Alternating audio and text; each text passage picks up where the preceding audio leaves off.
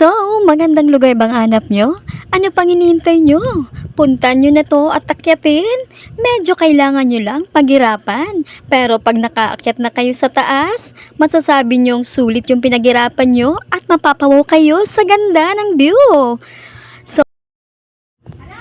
perfect ito sa mga magjowa at sa mga magkakaibigan at sa family. So, sabi nila, it's not about place, it's about people daw.